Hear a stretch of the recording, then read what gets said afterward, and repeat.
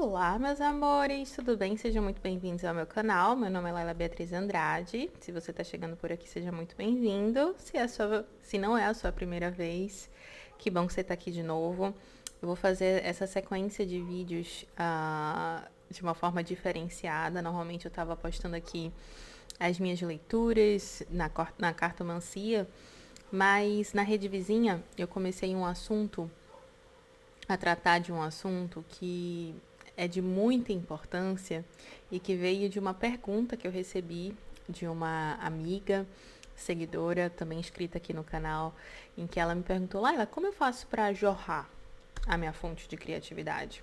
Nem sei se ela usou a palavra fonte, mas ela falou assim: como eu faço para jorrar a criatividade?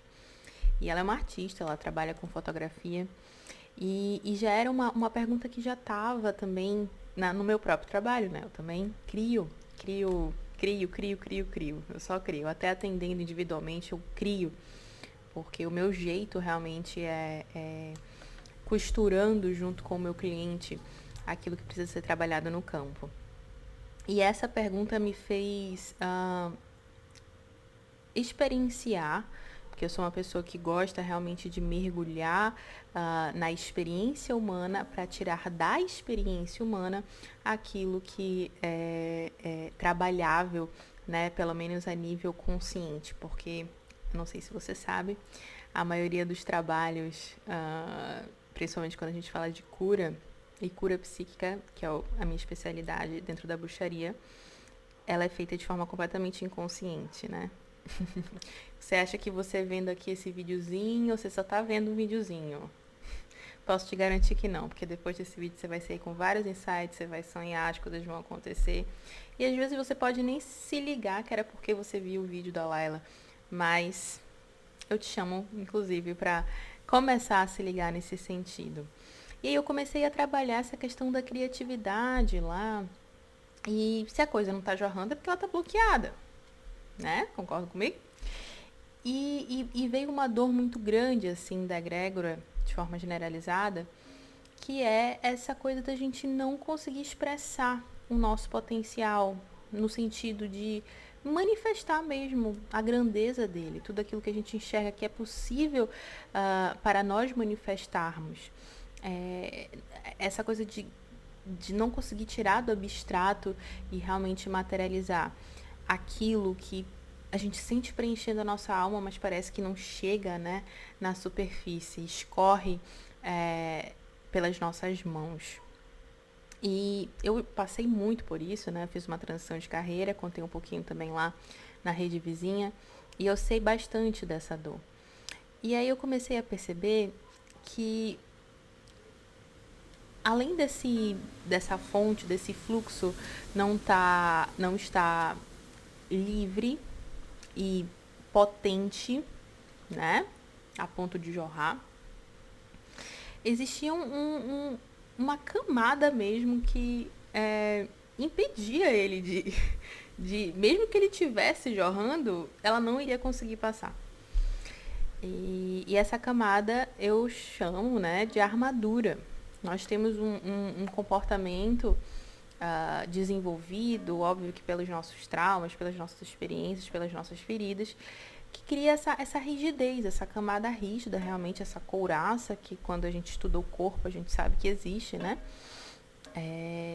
Que não deixa esse fluxo positivo, esse fluxo criativo passar realmente de modo a tomar energeticamente o nosso corpo, o nosso ambiente e atrair, mas também ter força de manifestação na nossa vida. E isso se aplica a tudo, a saúde física, a saúde, né, financeira, de carreira, de prosperidade material, a saúde espiritual, né? Você se está ali lúcido, são.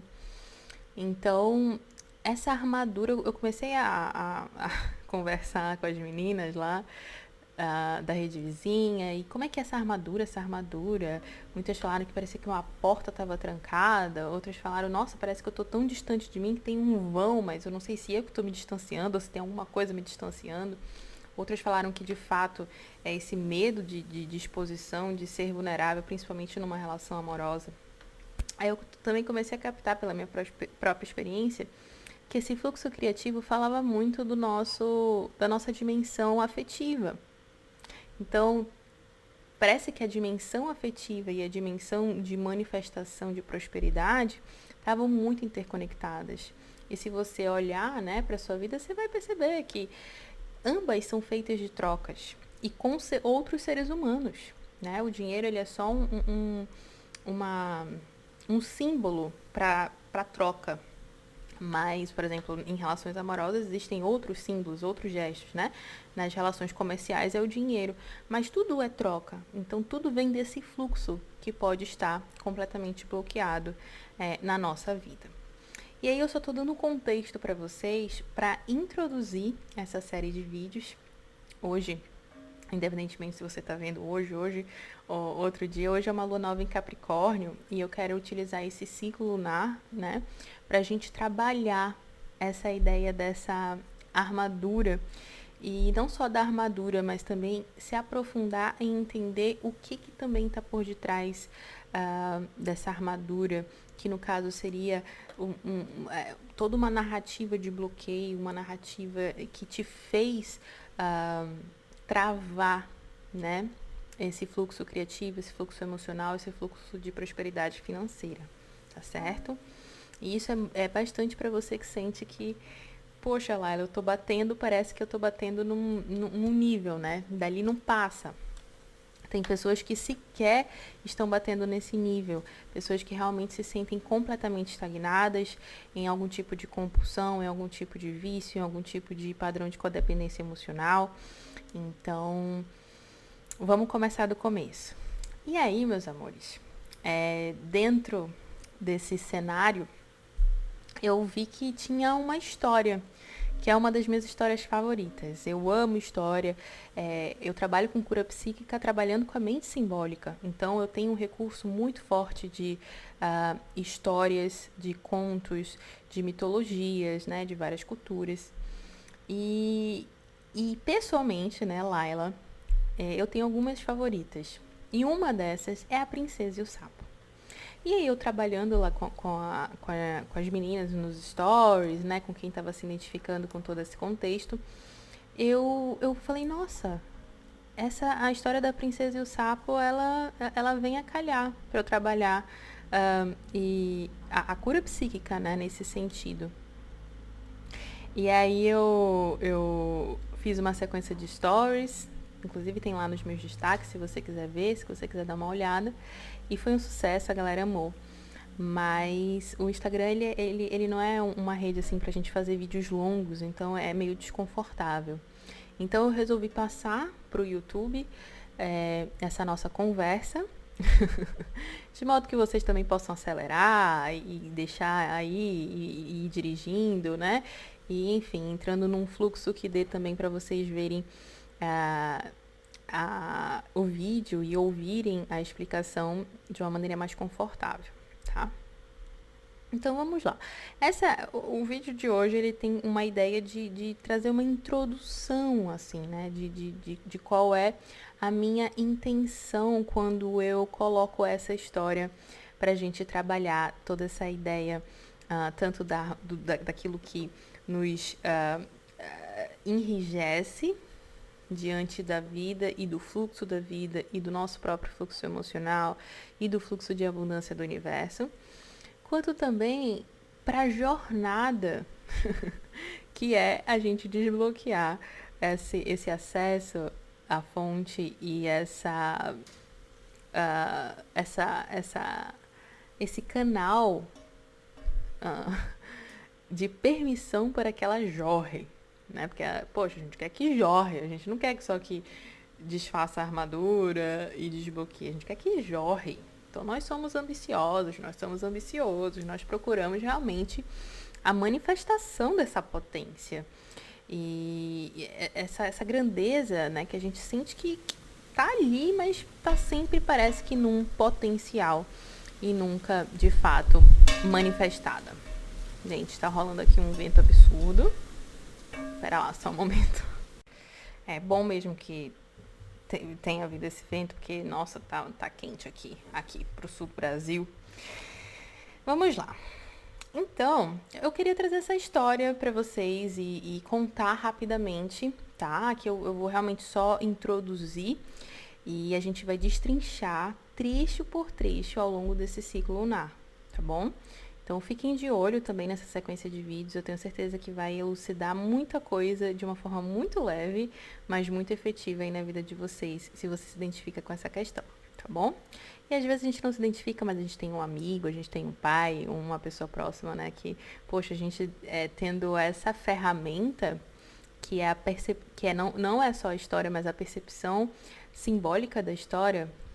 Depois vocês me contem aqui se tem alguma história que vocês tiveram contato e que vocês sempre usam, porque ela vem com uma lição, ela vem com uma carga energética curativa em vocês. E a minha intenção é que essa história se torne também um mecanismo de cura para vocês, tá? Então, para quem não viu o filme, para quem nunca entrou em contato com essa história, eu vou contá-la de acordo com o filme da Disney, porque eu acredito que é uma releitura, mas também uma trajetória muito importante para os nossos tempos atuais, porque essa princesa foi inserida, essa história foi inserida no contexto de que nasceu a primeira princesa negra da Disney, que é a princesa Tiana. Então eu gosto desse contexto, é importante para mim e é importante para nós enquanto sociedade, né? Então eu vou usar esse template, esse frame, para a gente utilizar essa história, mas é uma história muito antiga, tá bom? Uma história realmente ancestral. E aí, se vocês também tiverem outra fonte dessa história, coloca aqui nos comentários, eu vou amar saber, tá bom? Então, para quem ainda não viu o filme, tem o filme. Essa história ela se passa em New Orleans, né? Que é Nova Orleans, lá no sul dos Estados Unidos. E, se eu não me engano, eles colocaram o contexto dos anos 20, né? Então, a gente já começa numa cidade carregada de uma história de escravos, né? Então, é muito interessante, assim, como já chega num contexto que representa muita coisa para nossa psique, ok? E aí, para cada um vai representar alguma coisa específica. Mas essa ideia, o filme ele já começa numa ideia muito clara de raças, né? Então, e do contexto de privilégios dessas raças. O filme ele começa, a mãe da Tiana era costureira da amiguinha da Tiana, que se tornou amiguinha da Tiana, que é a Charlotte. A Charlotte, ela é a princesa do papai, sendo esse papai o senhor LaBeouf, que é um dos grandes magnatas da cidade, né? Do negócio de algodão. E aí, a mãe da Tiana é a costureira da filhinha desse grande magnata. E aí, a Tiana vai trabalhar com a mãe, dentro de uma mansão gigantesca. E a Charlotte e ela se tornam amiguinhas, né? E é muito interessante como a gente já entra num contexto muito carregado socioeconômico, mas muito real.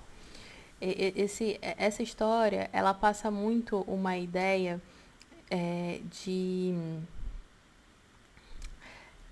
como a sociedade está estruturada e de como as pessoas se condicionam a alcançar algum tipo de sucesso material e de status social, né? Mostra como a sociedade é estratificada mesmo. Óbvio que ali no contexto dos anos 20, mas até hoje a gente vive isso. Nós estamos conscientes do que é privilégio, tá? E isso, eu não digo, eu não estou puxando nenhum discurso político. Pelo contrário, eu estou realmente trazendo a consciência do impacto que isso tem na psique, tá? Para cada um vai ter um impacto. Então, eu não estou formatando nenhum pensamento que você possa ter sobre esse tema, tá? Porque a intenção da história não é essa. A intenção da história é realmente só que você a receba e que você tenha as reações naturais que a sua psique precisa ter ao entrar em contato com ela. Mas uma dos cenários que mais impactam a nossa psique nessa história é realmente essa estratificação social, tá? E depois mais, quando eu avançar a história, vocês vão perceber o quanto isso é interessante da gente observar no desenrolar dela. E aí, já aparece a mãe da Tiana contando essa história da princesa e o sapo. E aí as duas meninas, elas estão ouvindo essa história. E aí é muito interessante, porque a Tiana, ela tá tipo assim, nossa, que nojo, beijar um sapo, que horrível. E a Charlotte tá naquela energia assim, ai, eu faria tudo pra ter um príncipe, então beijar um sapo tá tranquilo. Tá super tranquilo. E aí é muito interessante a gente perceber que numa história, num mito, todas as personagens somos nós, tá? E nessa história específica, nós temos a consciência feminina e a consciência masculina e ambas estão polarizadas em duas partes, tá? Quando a gente chegar na do príncipe, vocês vão ver que é o príncipe e o serviçal dele, na consciência masculina. E na consciência feminina, nós estamos polarizadas entre a Charlotte e a Tiana. A Charlotte, que é aquela coisa da princesa, das ilusões da princesa, e a Tiana, essa filha do pai, mas essa filha com meio Atena, com aspectos mais independentes, mais autônomos. E isso dentro de uma mulher pode existir, tá? Tanto as ilusões da princesa, quanto também uma grande Atena dentro de si que fala, não, eu quero fazer acontecer, né? Então também, já desde já, eu quero deixar para vocês essa ideia de que o feminino nessa história é composto por Charlotte e Tiana, tá? E aí, enfim, a mãe tem que ir embora, né? Acabou o serviço dela. E aí é bem legal porque é uma imagem dela saindo de uma mansão e o filme mostra bastante isso, né? Tipo, aí as casas vão diminuindo, e elas vão entrando ali naquele subúrbio de pessoas menos abastadas, né? De pessoas de classe baixa, realmente, né? De pessoas trabalhadoras, de trabalhadores. E a ideia é que realmente eram pessoas negras nesse contexto ali daquele bairro. E aí, quando ela chega, o pai dela tá chegando em casa também super cansado, trabalhou pra caramba. Então, já aparece essa ideia do trabalho sendo algo muito pesado, o trabalho muito conectado ao braçal, né? Aquilo que esgota, aquilo que realmente requer quase todas as forças para ganhar muitas vezes o mínimo. E isso fica bem forte, assim, né?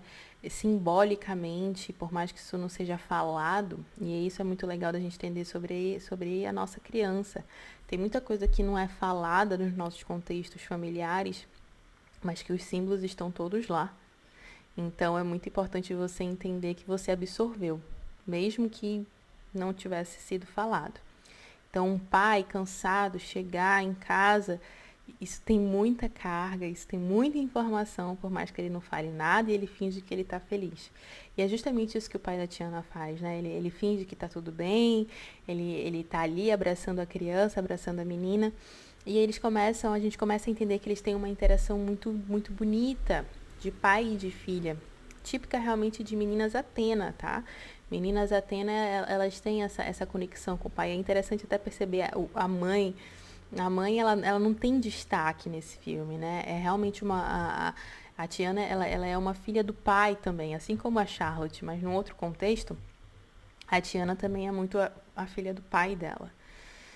E aí tem uma interação, assim, de mentor para aprendiz, no sentido de que ela tem um dom, né? É reconhecido um dom que ela tem, e é muito por isso que ela se conecta também com o pai, que é o dom de cozinhar, ou Jumbo, é, é, é uma, não sei se é uma sopa. Quem souber um pouquinho mais dessa culinária, por favor, coloque também aqui nos comentários.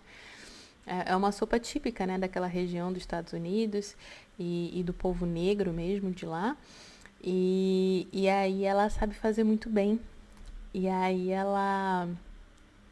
E aí começa uma interação com o pai dela, porque começa a falar do restaurante, né? Que ele tinha um sonho de ter um restaurante e de que eles poderiam ter um restaurante juntos, e isso excita muito aquela criança, aquilo coloca um brilho nos olhos dela.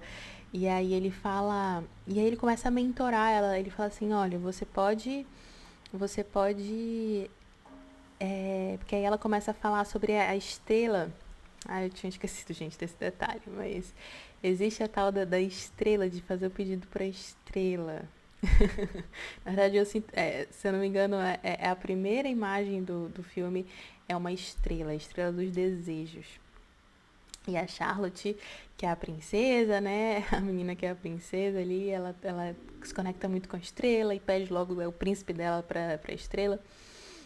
E aí, quando o pai fala do restaurante pra Tiana, a Tiana lembra da estrela. Ah, eu vou pedir pra estrela o meu restaurante. E ele fala, olha, minha filha, você pode pedir o quanto quiser, mas você precisa fazer por você precisa se esforçar, você precisa é, ajudar a estrela a te ajudar, basicamente. E aí, isso fica muito introjetado nela, né? Muito interessante também como aparece essa coisa das, das interferências ah, que os nossos pais, ou que os nossos tutores, ou que os nossos mentores têm na nossa vida. São palavras muito carregadas que ficam em nós, né? E dependendo do estado emocional que nós estamos, é, perdão, aquilo tem um efeito diferenciado.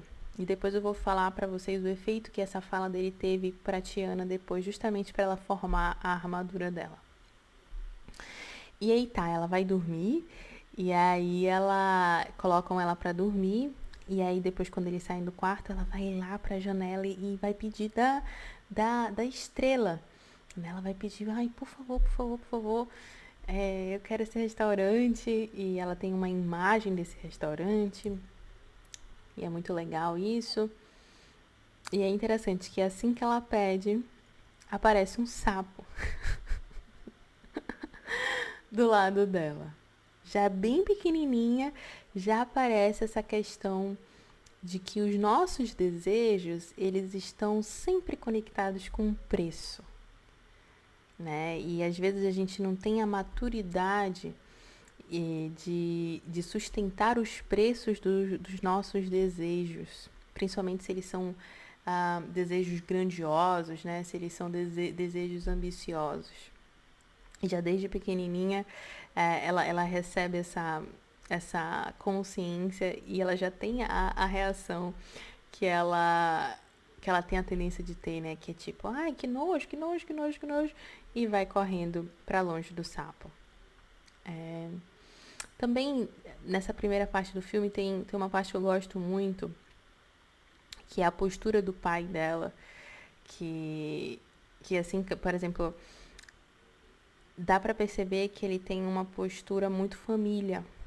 Então, que ele é um homem honrado nesse lugar, né? Que ele é um homem que é uma presença positiva para Tiana. Ele é, de fato, aquele pai que mentora realmente, né? Que tem palavras de sabedoria, que tem um ancoramento energético para aquela menina, né? Principalmente para uma menina que já desde pequenininha já apresenta essa postura um pouco mais assertiva e cheia de energia, né? Cheia de postura, cheia de posicionamento. E dentro desse contexto também aparece ele acolhendo aquela comunidade, porque quando a Tiana, né, enquanto criança, faz ali o Jumbo, Ele fala, vamos dividir com a galera. E aí vai todo mundo ali para aquela varanda da frente da casa, e aí chamam os vizinhos, e aí eles comem a comida que a Tiana fez. E aí ele, se eu não me engano, ele fala assim, que a comida, ela é muito importante para ele, porque todo mundo come a comida. Não tem aquela coisa da estratificação social, né? Todo mundo come, e a comida ela é algo que deixa todo mundo no mesmo patamar, tipo assim.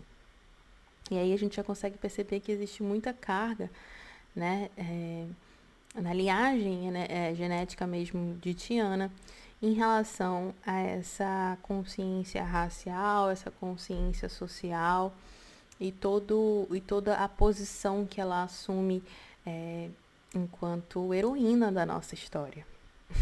Então eu quero também te chamar a atenção, se você está comigo ouvindo essa história até agora, olhe para sua linhagem. No meu caso aqui, eu até vim com esse colar intencionalmente. Isso aqui é um colar indígena. Então eu venho da Amazônia. Muito da minha conexão, apesar de eu ter sangue negro também, ela vem majoritariamente do povo indígena, né? Então, o que é para você? Que marca é essa que existe no teu gene, na tua genética, que você percebe que tem uma grande influência na tua vida, que tem sim um grande contexto ali ao redor da tua trajetória. Eu sinto que esse é um bom ponto de partida para a gente começar a nossa escavação aqui. E aí, meus amores, a gente passa para ela crescida já, né? Esse é o primeiro momento da história. A gente passa para Dona Tiana crescida. E aí, Tiana já aparece no contexto da cidade, a cidade um pouco mais desenvolvida. Claramente já se passaram aí alguns bons 15, 20 anos, né? Que, Tiana já é uma jovem mulher, né? Uma jovem adulta. E aparece ela num contexto de exaustão também, muito similar ao que apareceu o pai dela chegando de casa, né? Então já aparece ela chegando de casa como se ela tivesse trabalhado um turno noturno inteiro e ela vindo deitar, né? Então ela chegando assim exausta, ela deita, literalmente 5 segundos o relógio dela já toca para ela ir para um outro turno. Então imagina, ela trabalhou a noite inteira, deitou 5 segundos e acorda para ir para um outro turno. E aí aparece o contexto de que ela está juntando para comprar um imóvel para fazer acontecer o sonho dela e do pai dela, que é o restaurante. E aí tem todo um altar que ela tem pro pai, né, com a foto do pai. Aí aparece que o pai com uniforme de guerra, então ele foi pra guerra, fez a passagem na guerra. Então a gente já entende ali o contexto de luto que ela carrega, contexto de dor, de perda que ela carrega e a carga que vem com isso, né?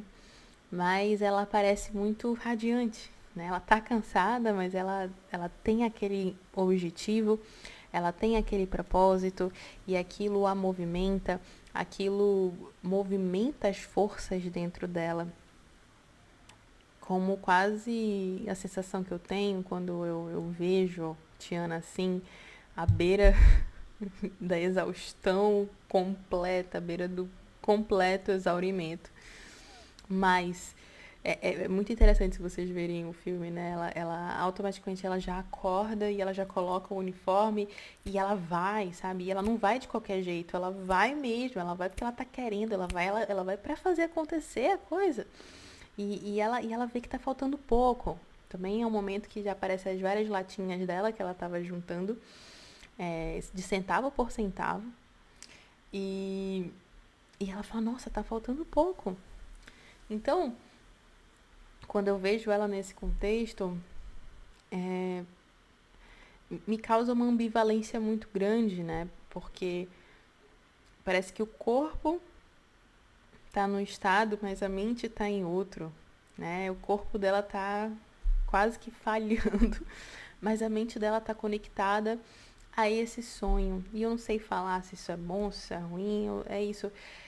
Eu não vou entrar com uma análise assim, propriamente dita agora nesse momento, mas e nem sei se quero entrar.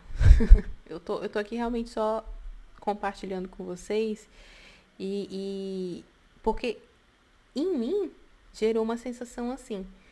Como é que será que isso gera em ti, né? A gente vê uma jovem que acabou de trabalhar a noite inteira, vai trabalhar o dia inteiro e, e de alguma forma a cabeça dela tá num estado e o corpo tá em outro. Eu acho interessante a gente olhar isso. É, parece que algo não tá, né? Algo não tá, algo de errado não tá certo. É uma coisa meio assim, parece que não há uma integração, né? Mas é interessante perceber o quanto ela tá. A gente pode até se perguntar, será que ela tá focada ou será que ela tá completamente obsessiva, né? É uma pergunta assim que eu também deixo pra vocês, tá? Não tô aqui pra bater nenhum martelo, tô aqui pra trabalhar a história também junto com vocês. E aí aparece o trajeto de Dona Tiana indo pro trabalho. E é muito interessante porque meio que é uma música também que está apresentando a cidade, que está apresentando o que está acontecendo na cidade. E, e ela falando que essa cidade. É nessa música? Se eu não me engano, que é uma cidade que pode te distrair, que é uma cidade um tanto quanto perigosa. E que ela tem um objetivo, que ela vai fazer acontecer esse objetivo. E aí aparece ela pegando um bondinho e alguns homens, assim, olhando pra ela, homens charmosos, e ela tá nem aí, ela tá indo pro trabalho dela. Ela tá. É isso, a gente tá, ela tá tão focada, se ela tá obsessiva, não sabemos. Fica a pergunta, fica o questionamento. E aí aparece o contexto da cidade, que a cidade ela é muito. Sedutora e essa sedução ela pode levar isso para um lugar um tanto quanto perigoso. E a Tiana ela tem essa percepção e ela tem o objetivo, então ela fica no objetivo dela, uma coisa meio feroz também que ela apresenta. E aí aparece o contexto da cidade, aparece, se eu não me engano, pela primeira vez o tal do Shadow Man, que é o Homem da Sombra, que é o praticante ali de voodoo, mas parece que é com intenções um tanto quanto ah, duvidosas. E para mim esse é o segundo ponto importante assim de contexto social que esse filme traz, que é a inserção da prática da magia, principalmente no contexto do povo negro, né, ali da América do Norte. Eu acho muito, muito sensível, eu acho lindo, como isso foi trazido realmente, o lado prejudicial da magia e o lado construtivo e benéfico. É uma coisa assim que me emociona muito, é por isso que é sem dúvida, é o ponto que transforma esse filme, uma das minhas histórias favoritas. E aparece esse Shadow Man, esse Homem da Sombra muito ambicioso, né? Muito naquele arquétipo do trickster, do Coringa, né? Do Joker. Então ele fazendo aquelas jogadas em que as pessoas acabam se lascando, se metendo com ele. Também é uma coisa muito legal da gente entender sobre magia. Eu acho que, de novo, não tem certo nem tem errado, né? Existe o que existe. E aí ela chega no trabalho e aí ela entra em contato. É nesse momento? Não, ainda não. Tô tentando lembrar do filme, que faz um pouquinho de tempo que eu já vi muitas vezes, mas eu não vi recentemente, sabe? E eu queria vir com você, falar assim, pra vocês desse jeito mesmo, que eu acho que é assim que flui as coisas. Eu não sei como vocês são, mas eu não gosto muito assim de enrijecer nada, né? Já seguindo aqui a ideia da gente sair das armaduras, isso não quer dizer que a gente não pode organizar as coisas. Mas assim, né? Não falar, vai ter que ser assim. Enfim. Nem sempre fui assim, tá? Inclusive era bastante Tiana nesse sentido. É, ela chega no trabalho e o contexto do trabalho dela é aquele contexto do trabalho bem ah, difícil, né? Para muitos funcionários. Eu fui advogada trabalhista e eu sempre protegi trabalhadores. Então a gente percebe assim que o contexto do trabalho, muitas vezes esses trabalhos mais ah, de que paga salário mínimo, né? São contextos que nem sempre honram a força de trabalho ali. E dá para perceber que ela está inserida tanto nesse extrato social como também nessa máquina, né, que desvaloriza muitas vezes todo o trabalho, todo o empenho que ela coloca.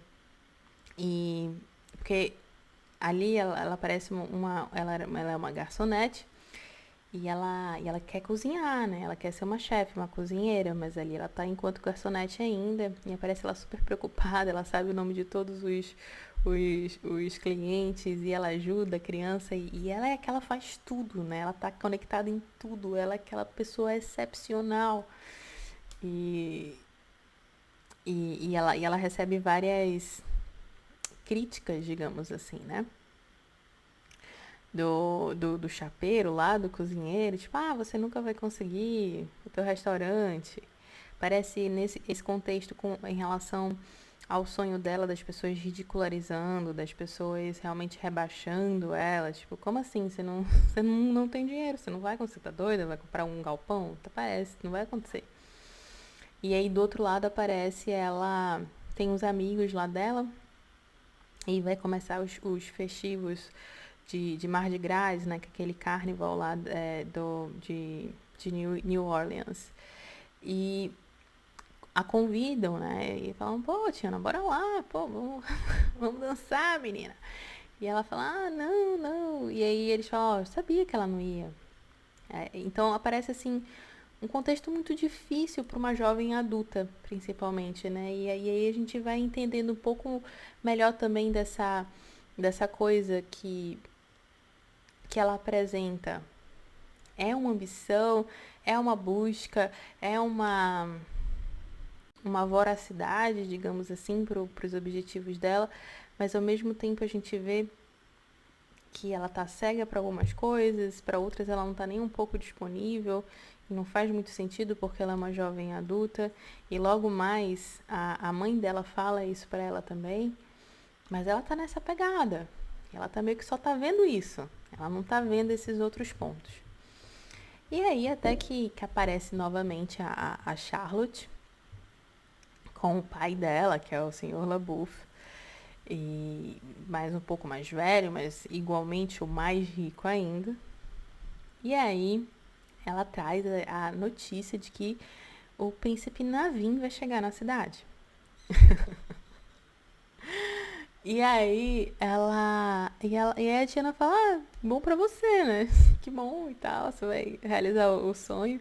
E é muito interessante perceber que elas continuam amigas, elas continuam colegas ali. E aí a Charlotte está muito animada com isso.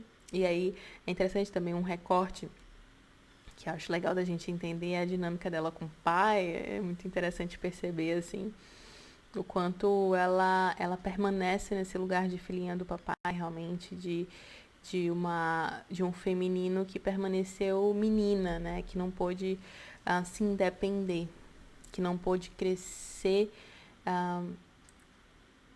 para se tornar uma mulher, né? E ela permanece nessa posição de menina. E ela tem total domínio, assim, desse pai também. Pega o dinheiro dele, dá o dinheiro dele, faz o que ela quer, mas a troco de permanecer menina. Então é uma coisa também muito interessante da gente perceber no nosso feminino, já que eu falei pra vocês, que nessa história o feminino ele tá bifurcado entre Charlotte e Tiana, tá?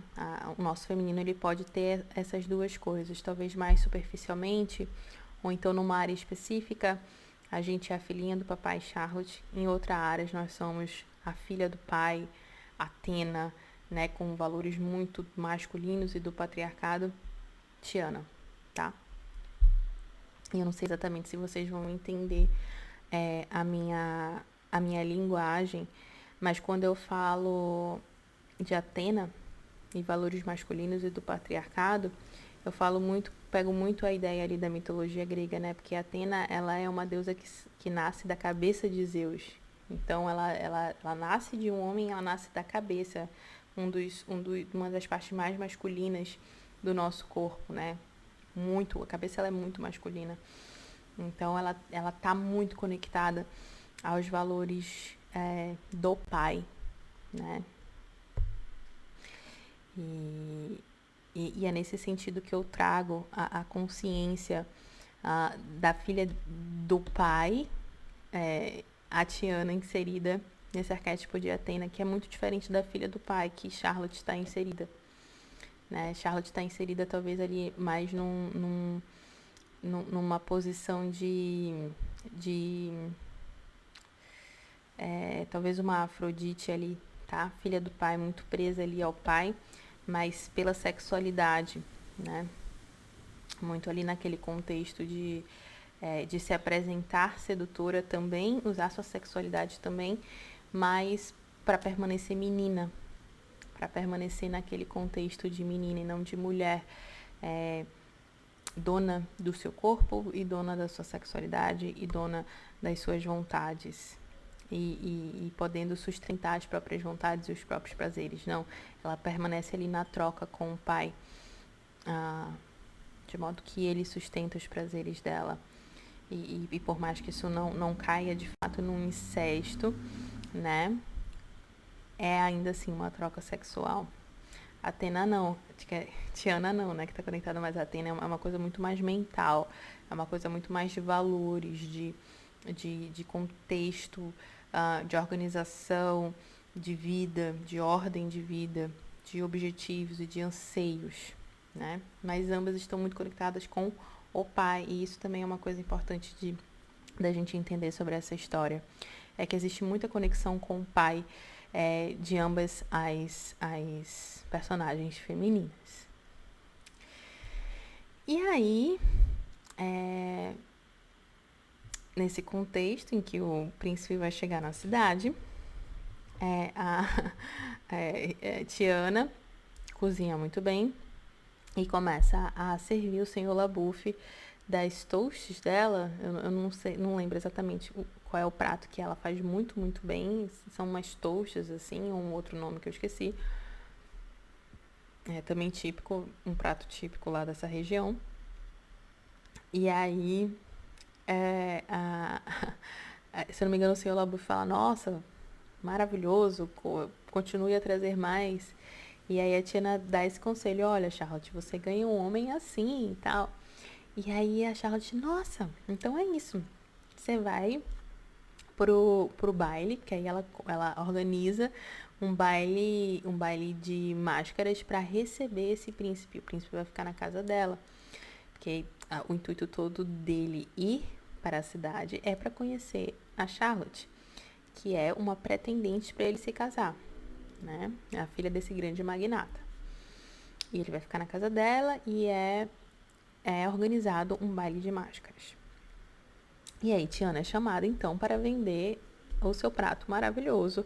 Vender não, para fazer e para fornecer o seu prato maravilhoso nesse baile de máscaras. E aí Charlotte tira um monte de dinheiro ali do bolso do pai e coloca na mão de Tiana. E quando Tiana olha para aquele dinheiro, ela fala, meu Deus, é isso, eu consegui completar o valor. E aí, naquele dia, naquele momento, Tiana completa o valor para comprar o galpão.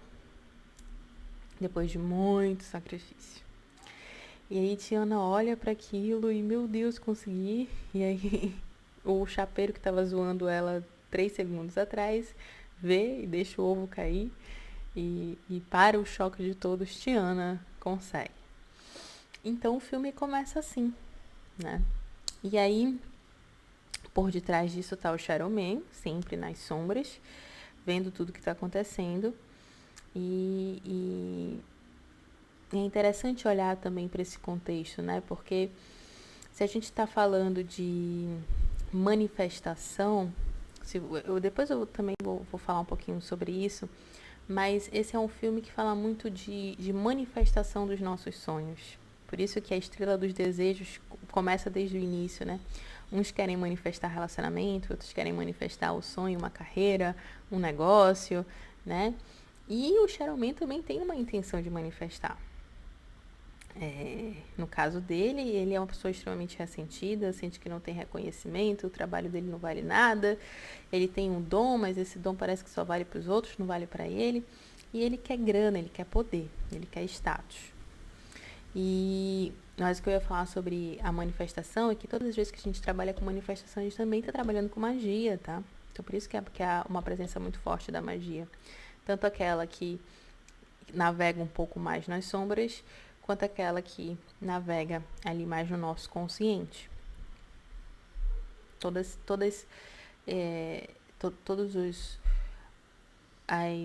os espectros de como a gente faz magia no nosso dia a dia, né? O dinheiro é uma forma de magia, o trabalho é uma forma de magia, né? Os nossos movimentos, as nossas escolhas, tudo isso são formas de magia.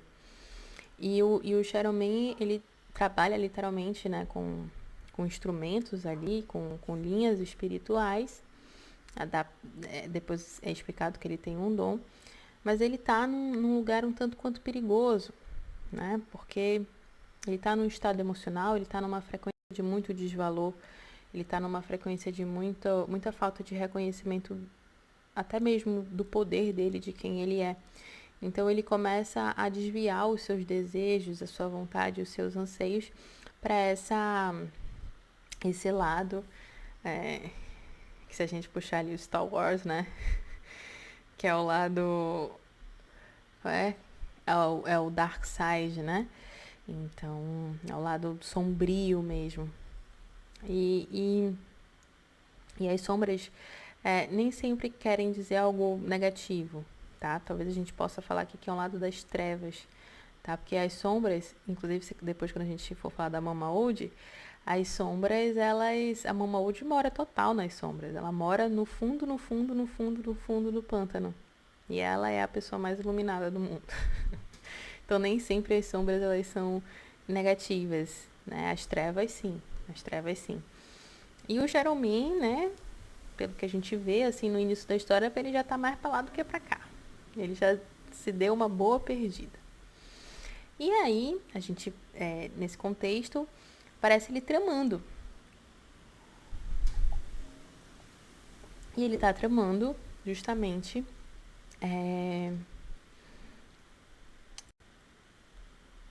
tirar o dinheiro do senhor LaBeouf, né? O senhor LaBeouf tem muito dinheiro, eu vou tirar o dinheiro dele. Agora, como eu faço isso? E aí ele ouve que o príncipe tá chegando, que o príncipe vai casar com a princesa. E aí toda princesa, né, que vai casar com Charlotte. Charlotte não é a princesa, mas tá ali no arquétipo da princesa. Filha, né, desse rei, desse magnata. E ele sabe que essa filha desse magnata tem um dote. E deve ser um dote muito grande. E aí ele fica de olho, né? Como é que ele vai conseguir tramar essa situação para conseguir esse dinheiro? E aí tá. Então esse é o primeiro contexto. O contexto enquanto o príncipe ainda não entrou na jogada. Quero que vocês assistam esse vídeo e vocês assentem bastante tudo o que eu falei aqui. Vou parar por aqui hoje. Na verdade, vou falar mais uma coisa. É que sobre essa coisa do Shadow Man, é muito interessante a gente perceber que pra gente encontrar a verdadeira fonte da magia, depois eu vou explicar pra vocês como eles encontram a Mama Old, que é uma bruxa de 150 anos ou mais, esqueci exatamente quantos ela tem. Eles encontram ela no coração do pântano. É difícil de encontrar. Mas o Shadow Man tá acessível a todo mundo. Então isso fala muito de como as coisas estão funcionando também hoje em dia, né? Ou como elas sempre funcionaram. Acho que às vezes tudo aquilo que é muito fácil, tudo aquilo que é uma fórmula pronta, principalmente em relação aos processos de manifestação, aos processos, né, que a gente trabalha aí com a magia, é uma coisa muito digna da gente desconfiar, tá? Porque normalmente o acesso à verdadeira magia que existe dentro de todos nós, mas que pode ser facilitado sim por uma pessoa que detém o verdadeiro poder, é um acesso um tanto quanto mais trabalhoso. É uma pessoa que nunca vai te dar uma resposta pronta, que sempre vai te questionar e que muitas vezes vai te falar em enigmas, mas que sempre vai te acolher e vai ter aquilo que é possível te entregar disponível. Queria deixar essa última reflexão aqui com vocês. Fiquem tranquilos que esse vai ser um ciclo, vão ser 28 dias de escavação. Eu vou ainda trazer parte por parte dessa história maravilhosa, mas essa é a primeira parte, esse é o primeiro momento que eu gostaria de trazer aqui para vocês. É um prazer estar aqui com vocês, é um prazer estar criando esse tipo de conteúdo. E me sigam lá na Rede Vizinha, se quiserem trazer alguma pergunta, algum questionamento, ou compartilhar a história de vocês comigo. E se vocês se sentem tocados também por essa dor e por esse tema que a gente está trabalhando aqui, eu amo conversar com vocês lá nas minhas mensagens, nas minhas DMs, então fiquem muito confortáveis para me procurar. É o mesmo user que aqui, @LailaBAndrade. E eu espero que vocês me sigam aqui com a gente para esses 28 dias de escavação. Até já já.